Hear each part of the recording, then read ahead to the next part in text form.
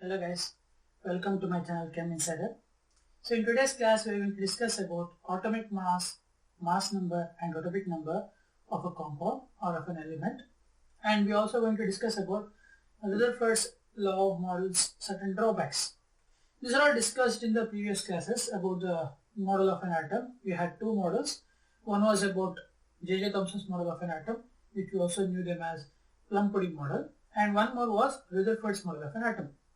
So now, after the conclusion given by Rutherford, we have protons and neutrons which are completely concentrated at the center, such as like a ball present. So if you consider this as a certain ball, this ball's atomic size was, let us say, 10 power minus 15 meter. So we found that nucleus size was about 10 power minus 15 meter. Then the atomic radius was about 10 power minus 10 meter. So that is, if you consider a cricket ball, if this has a cricket ball and this cricket ball resembles the nucleus, then the radius of the atom will be for about 10 power minus 15 meters. If this is about, we'll just ignore this value first. First we'll consider for the relation of nuclear size and atomic size. If this is the nucleus size, that is equal to a cricket ball, then the atomic size will be equal to 5 kilometer radius distance from this point. If you consider 5 kilometer distance radius from this point, then that will be the atomic radius. Okay. So if you consider this as the radius of this is as a nucleus, then the radius of the atom will be of that big size. Okay. So this was about the explanation or conclusion which was given by Rutherford model of an atom. Later we come across a terms called atomic number and mass number. Atomic number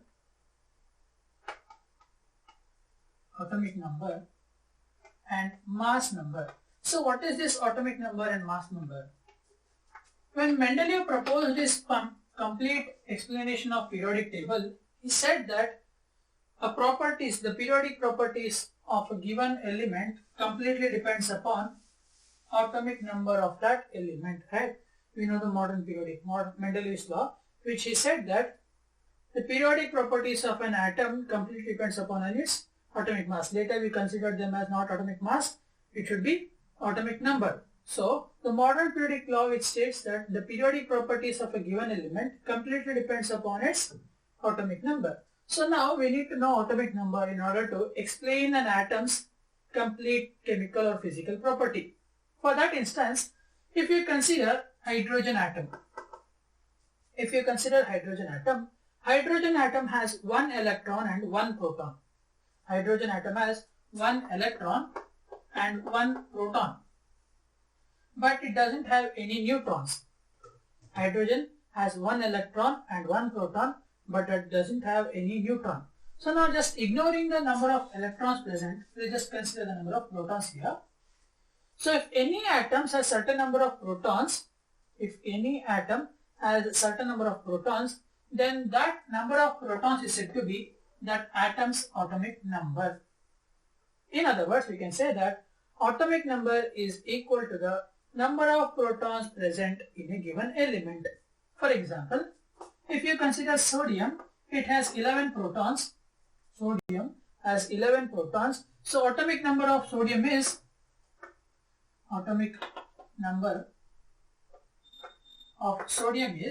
11. Similarly, if you consider chlorine has 17 protons. So atomic number of chlorine is 17. So atomic number is defined as number of protons present in a given element. The same atomic number can also be defined in terms of electrons also, but for electron we should consider a neutral atom. That is because if you consider Na plus atom, atomic number of Na plus is 11, but the number of electrons in sodium is 10. That is because sodium has lost one electron to form Na plus ion.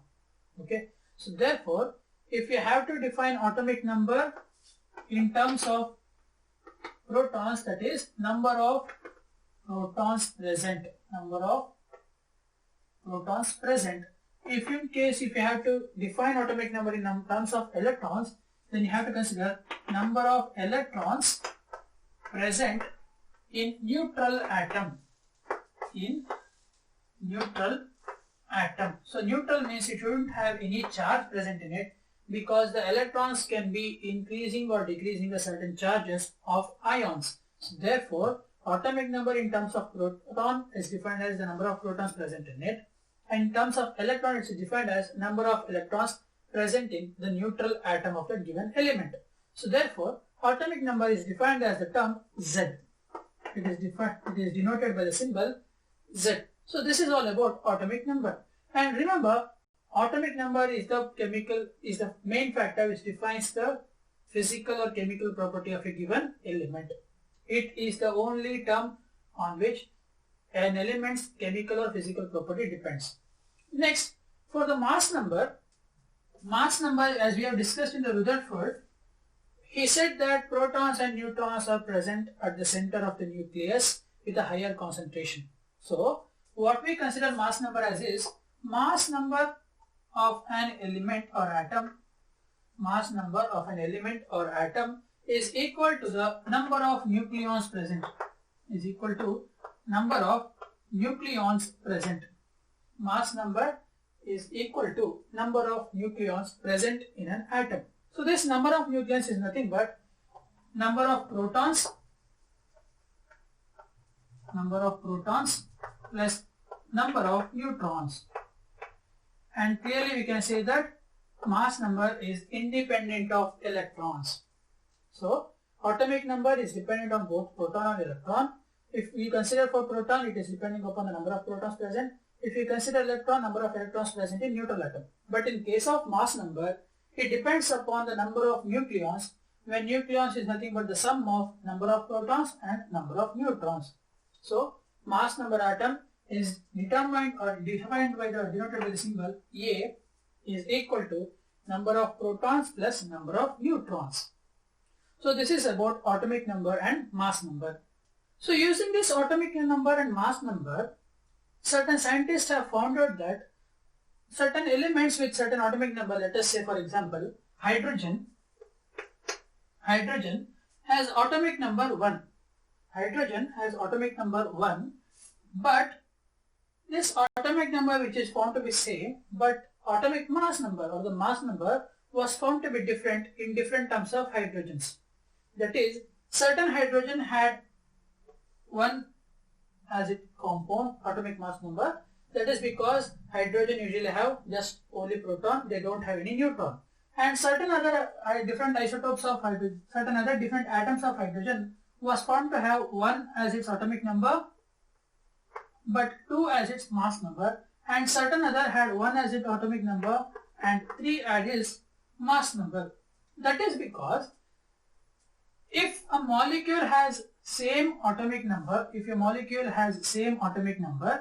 but different mass number, if an element has same atomic number but different mass number, then those are called isotopes. This isotopic nature of an element arises because of presence of excess neutrons.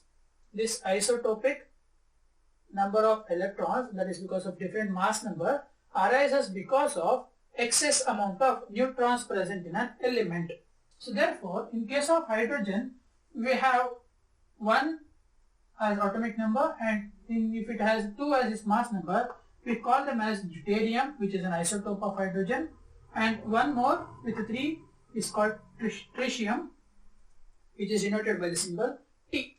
So now these isotopes won't have exact chemical abundancy. Isotopes won't have exact amount of abundancy. They are found to be having certain abundancy with this preliminary number of protons and neutrons. That is, what I am saying here is, if you consider isotope of a given element, so let us say we have these 3, 1H1, 1D2 and 1T3. Out of these 3, we have hydrogen for about 99.9% abundancy. That means if you extract hydrogen from Earth's atmosphere, 99.9% of hydrogen will be in the form of 1H1 and the remaining 0.1% will be in the form 1D2 or 1T3. Okay, so that is called the abundance of an element. That is, if you consider isotopes, not all isotopes have equal abundancy. For in case of 1H1, it has an abundancy of 99%, and whereof 1D2 and 1T3, we have abundancy of combined 0.1%. So, isotopes won't have exact chemical abundancy. So, what is an isotope now? So, if you have to define isotope. So, what is an isotope? Isotope of an element is one which has same atomic number but different mass number. If certain elements have two or more types of atoms present in it with same atomic number but different mass number, then those are called isotopes. If certain elements have same atomic number but if atoms of an element have same atomic number but different mass number, then those are called isotopes. For example, 1H1, 1D2, 1T3. Similarly, we have certain other examples, like for example 6C12, 6C13, 6C14. Here in this case we have 6 protons each for carbon, and similarly each for these all carbons we have 6 as the atomic number, but the number of neutrons in these three is, number of neutrons in this case is 6 for 6C12, 7 for 6C13 and 8 for 6C14. So we have different neutron number for isotopes of carbon, that is in the range of 6, 7 and 8. That is for 6C12 for 6, 7 for 6C13 and 8 for 6C14. So these are the three isotopes of carbon. Similarly, we have two isotopes of oxygen, that is 8O16 and the other one is 8O18. So we have two isotopes of oxygen, 8O16 and 8O18. Similarly, for chlorine we have 17Cl35 and 17Cl37. So in this abundancy, we have, if we extract chlorine, we get 75% in the rate of 17C35 isotope and 25% of its constituent will be 17C37. So that is about the isotope of an elemental atoms. So these are all the examples for isotopes. Next, we'll discuss about isobars. So we come across isotope. Next, we'll come across isobars. So what is an isobar? So isotope means if certain elements have atoms with same atomic number but different mass number, right? For an isobar, we have a reverse of it. So isobar is nothing but if two or more elements, consider I am saying two or more elements. So atoms of an element are same but two elements are different atoms. So if two or more elements have their atoms with same atomic number, two or more elements have different atomic number but same mass number. That is, isobars are those atoms which are of two different elements. So clearly if there are two different elements, their atomic number will be different, but those atoms mass number should be same.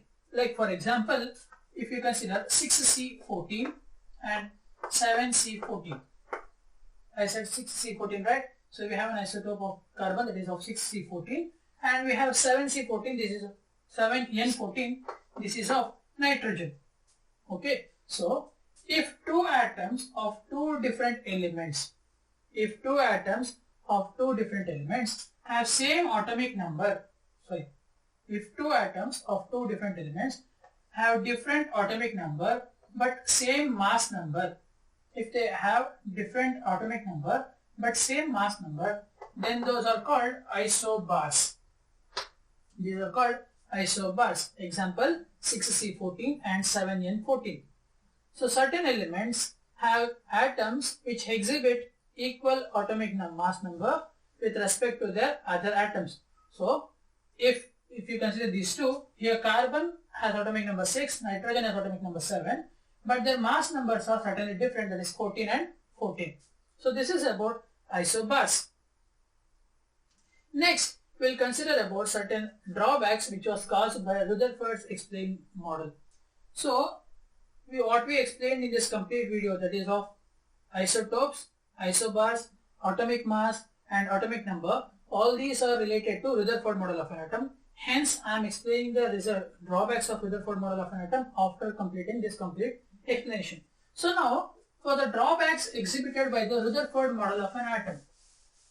So what did Rutherford say? First of all, Rutherford, using his experiment, concluded that we have certain species where electrons will be surrounding around the nucleus and protons and neutrons are having their concentrated mass at the center, certainly like this, right? If this is the nucleus, he said that electrons will be rotating around the nucleus in their circular orbits with constant speed. Okay, so let us say we will consider now two conditions. One is, let us say we agree with him and the electrons are rotating around the nucleus in a constant speed. And in the second case, we can consider if they are stopped, if they are not moving at all and they are stationary at their position. So now we have certain drawbacks for this. Drawbacks of Rutherford model of an atom. First point, if you consider, so he said nucleus as its center and electrons are revolving around the nucleus. If you observe carefully, this is quite similar to our solar system. If this is our sun and our planets are revolving around the sun, right, with a constant speed. Let us say we are Earth, E. So Earth is revolving around the sun with a constant speed. The only difference between these two is electrons have charge. Electrons have charge, whereas Earth has no charge. It has no charge. Okay, that is the only difference. And all this is completely similar to one another with respect to Rutherford model. So now, if you consider this electron is rotating around the nucleus and Earth is similarly revolving around the sun, we can say that it completes the Newton's gravitational law. It can explain the Newton's gravitational law.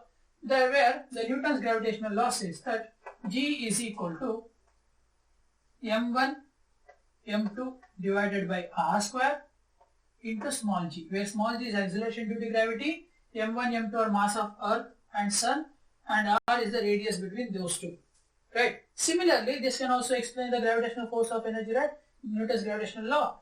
If you consider nucleon, they have mass. Electrons, they have mass again. There is a certain difference between these two with respect to their distance, that is r. So we can say that this can be applied on the Newton's gravitational law. The only difference is they have charges and these have no charges. So instead of taking Newton's gravitational law, let us consider electrocoulomb law. So in that we say that electric field around the nucleus is equal to Q1 is directly proportional to Q1 Q2 by r square. If you remove the equals and put down the constant, we take it K. Okay. So now, according to this theory, the electron should be emitting radiation. If the electrons is rotating around the nucleus, it should be emitting radiation in all conditions. But what we have found is not all element in the periodic table emits radiation. Only certain does and certain doesn't. So therefore, first we can say that electrons which are moving in around circular orbits are not at all emitting any radiation, which clearly conflicts the explanation of Rutherford, that he said atoms can emit radiation. Okay. Next, if you consider this electron, let us say, okay, he said the electrons are rotating, we'll obey him, and let us say this electron is moving around the nucleus. If some object is moving in a certain direction, a certain speed, what happens is it gains acceleration, right? We all know that. When an electron or any subject, if any object is moving in certain speed, it gains acceleration with the speed. So, if electrons is moving around the nucleus, revolving around the nucleus in certain constant speed, then it should increase its acceleration, right? So, due to that increase in its acceleration, it has to move closer and closer to the nucleus. It has to move closer and closer to the nucleus, such as like this.